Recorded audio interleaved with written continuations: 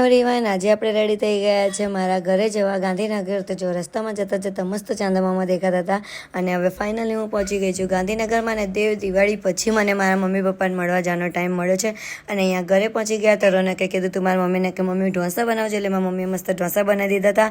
અને લેટ એટલું થઈ ગયું હતું અમારા લોકોને આવવામાં કે પછી જમીન ફટાફટ રોનક ઘરે જતા રહ્યા. અને બીજે દિવસે સવારે વહેલા ઉઠીને હું થઈ ગઈ રેડી અને બપોર થવા આવી ગયું હતું. તો મને લાગી હતી સખતની ભૂખ. તો મેં કીધું શું બનાવવાનું છે મમ્મી? તો મમ્મી કે ખીરું પડ્યું હતું, તો જો તારે ઢોસા ખાવા હોય તો ઢોસા ખાઈ લે. તો પહેલાં મેં મમ્મીને આપ્યા અને પછી હું લઈને બેસી ગઈ ઢોસા ખાવા.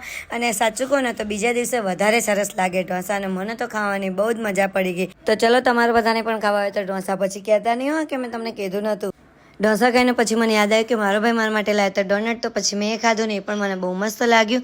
અને પછી સાંજે ફ્રી થઈને હું થોડીક વાર બહાર બેઠી હતી. તો મારો ભાઈ કે તું આવી જા દીદી, તો મારા માટે બનાવજે મોમોઝ. તો મેં બનાવવાની શરૂઆત કરી દીધી મોમોઝને. સૌથી પહેલાં આપ્યા મારી બેનને, એને મસ્ત લાગ્યા. અને પછી મારા ભાઈએ ખાધું.